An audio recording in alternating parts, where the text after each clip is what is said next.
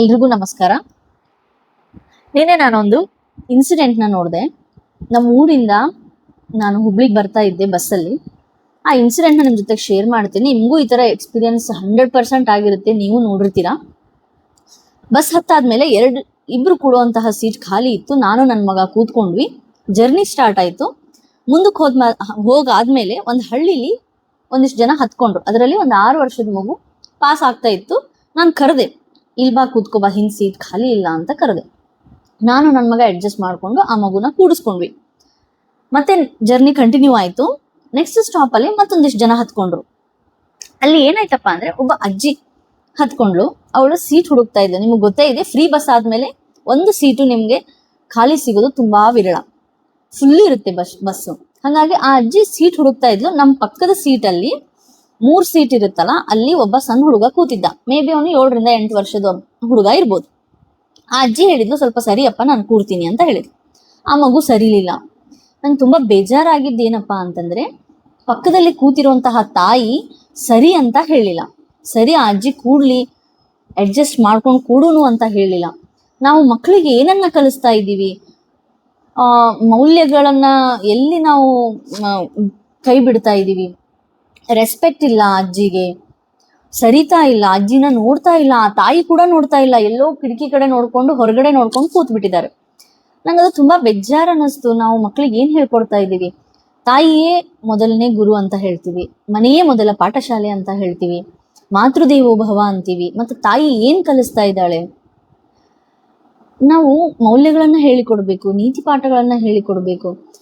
ಮಕ್ಕಳು 3 ತರ ಕಲ್ಕೋತಾರೆ, ಮಕ್ಕಳಾಗ್ಲಿ ನಮ್ಮಂತವ್ರಾಗ್ಲಿ. ಯಾವ ತರ ಅಂದ್ರೆ, ಒಂದು ನೋಡಿ ಕಲಿಯುತ್ತೆ, ಒಂದು ಅರ್ಥೈಸಿ ನಾವೇನೋ ಹೇಳ್ತೀವಿ ಅದನ್ನ ಕೇಳುತ್ತೆ, ನಾವು ಅದನ್ನ ಅರ್ಥ ಮಾಡಿಸ್ತೀವಿ, ಇದು ಸರಿ ಇದು ತಪ್ಪು ಅಂತ ನಾವು ಅರ್ಥ ಮಾಡಿಸಿದ್ರು ಅದು ಕಲಿಯುತ್ತೆ.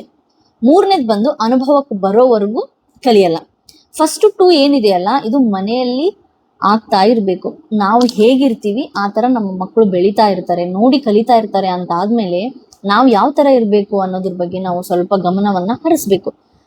ನಾವು ಮೌಲ್ಯಗಳನ್ನ ಕೈ ಬಿಡಬಾರ್ದು. ರೆಸ್ಪೆಕ್ಟ್ ಇಂಪಾರ್ಟೆಂಟ್ ಇದೆ, ಎಲ್ಲರಿಗೂ ರೆಸ್ಪೆಕ್ಟ್ ಕೊಡಬೇಕು, ಮಾನವೀಯತೆಯನ್ನ ತೋರಿಸ್ಬೇಕು. ಯಾವ್ಯಾವ ಸಂದರ್ಭದಲ್ಲಿ ನಾವು ಏನನ್ನ ಕಲಿಸಿಕೊಡ್ಬೇಕು, ಪೇರೆಂಟ್ಸನ್ನ ಅದನ್ನು ಕಲಿಸ್ಕೊಡ್ಬೇಕು. ಅದಕ್ಕೆ ಮುಂದಕ್ಕೆ ಆಗಬಾರ್ದು. ನಂಗೆ ಬೇಜಾರಾಗಿದೆ ಆ ತಾಯಿ ಬಗ್ಗೆನೆ. ಮಕ್ಕಳು ನಾವ್ ಏನನ್ನ ಹೇಳ್ತೀವಿ ಅದನ್ನ ಅವ್ರು ತಗೋತಾರೆ, ಅದನ್ನ ಮಾಡ್ತಾರೆ, ಅಬ್ಸರ್ವ್ ಮಾಡಿ ಕಲ್ಕೋತಾರೆ. ಅಂತ ಆದ್ಮೇಲೆ ತಾಯಿ ಆದವಳು ಹೇಳ್ಬೋದಲ್ಲ, ಆ ಮಗುನ್ ತಪ್ಪು ಅಂತ ನಾ 1% ಅನ್ನಲ್ಲ, ಆ ತಾಯಿದೇ ತಪ್ಪು ಅಂತ ನಾನು ಹೇಳ್ತೀನಿ. ಇದನ್ನ ನೀವೆಲ್ಲರೂ ನೋಡಿರ್ತೀರಿ, ಎಲ್ಲರೂ ಎಕ್ಸ್ಪೀರಿಯನ್ಸ್ ಮಾಡಿರ್ತೀರಿ. ಸೊ ನಾಗರಿಕತೆ ಸಮಾಜ ಅಂತಂದ್ರೆ ಇದೇನಾ? ಡಬಲ್ ಡಿಗ್ರಿ ತಗೊಂಡ್ಬಿಟ್ರೆ ನಾಗರಿಕ ಸಮಾಜನ? ಅಥವಾ ಐರನ್ ಬಟ್ಟೆ ಹಾಕೊಂಡ್ರೆ, ರೇಷ್ಮೆ ಸೀರೆ ಹಾಕೊಂಡ್ಬಿಟ್ರೆ ಅದು ನಾಗರಿಕ ಸಮಾಜನ? ಟಿಪ್ ಟಾಪ್ ಆಗಿ ಇದ್ಬಿಟ್ರೆ ನಾಗರಿಕ ಸಮಾಜನ? ನಿಂಗೆ ಇದೊಂದೇ ಪ್ರಶ್ನೆ, ನಾಗರಿಕ ಸಮಾಜ ಅಂದ್ರೆ ಏನು? ನಾವ್ ಎಲ್ಲಿ ಹೋಗ್ತಾ ಇದ್ದೀವಿ? ನಾವು ನಮ್ಮ ಮಕ್ಕಳಿಗೆ ಏನ್ ಕಲಿಸ್ತಾ ಇದ್ದೀವಿ? ಇದೆಲ್ಲವನ್ನು ಗಮನದಲ್ಲಿ ಇಟ್ಕೋಬೇಕು. ನಾವು ಫಸ್ಟ್ ಪೇರೆಂಟ್ಸ್ ಇವೆಲ್ಲವನ್ನು ರೂಢಿಸ್ಕೋಬೇಕು. ನಮ್ಮ ಮಕ್ಕಳಿಗೆ ನಾವು ಇದನ್ನೆಲ್ಲವನ್ನು ಹೇಳಿಕೊಡ್ಬೇಕು. ನಾನು ಇದನ್ನ ಯಾಕೆ ಹೇಳ್ತಾ ಇದ್ದೀನಿ ಅಂತಂದ್ರೆ, ನಂಗೆ ನಿನ್ನೆ ನಿಜವಾಗ್ಲೂ ನಂಗೆ ಬೇಜಾರಾಯ್ತು. ನೆಕ್ಸ್ಟ್ ನಾ ಹೇಳ್ತೀನಿ, ಇವಾಗ ಹೇಳ್ದೆ ನಿಮ್ಗೆ, ನೋಡಿ ಕಲ್ಕೋತಾರೆ ಅಂತ. ಎಕ್ಸಾಂಪಲ್ ಕೊಡ್ತೀನಿ ನಾನು. ಇಂಥವು ಹಲವಾರು ಆಗಿದ್ದಾವೆ. ನಾನು ಹೇಳ್ತಾ ಇರ್ತೀನಿ ನನ್ನ ಮಕ್ಕಳಿಗೆ. ಹುಬ್ಳಿ ಬಸ್ ಸ್ಟ್ಯಾಂಡ್ ಅಲ್ಲಿ ಇಳಿದ್ವಿ, ಧಾರವಾಡ ಬಸ್ ಹತ್ತಿದ್ವಿ. ಧಾರವಾಡ ಬಸ್ ಕೂಡ ತುಂಬಾ ರಶ್ ಇತ್ತು. ನನ್ನ ಮಗನಿಗೆ 1 ಸೀಟ್ ಸಿಕ್ತು, ಅವನಿಗೆ ಕೂರಿಸಿದೆ, ನಾನು ಎದ್ ನಿಂತಿದ್ದೆ. ಅವ ಇಮಿಡಿಯೇಟ್ ಆಗಿ ಮಮ್ಮ ಇಲ್ಲೇ ಅಡ್ಜಸ್ಟ್ ಆಗೋನು ಬಾ ಅಂತ ಕರೆದ. ಅವನು ಇವಾಗ 7 ವರ್ಷ. ನಾ ಏನ್ ಹೇಳ್ತಿದ್ದೀನಿ ಅಂತಂದ್ರೆ, ನೋಡಿ ಕೂಡ ಮಕ್ಕಳು ಕಲ್ಕೋತಾವೆ ಅಂತಂದಾದ್ಮೇಲೆ ನಾವ್ ಯಾಕೆ ಕಲ್ಸಲ್ಲ? ನಾವ್ ಯಾಕೆ ಅದನ್ನ ಹೇಳಿಕೊಡಲ್ಲ?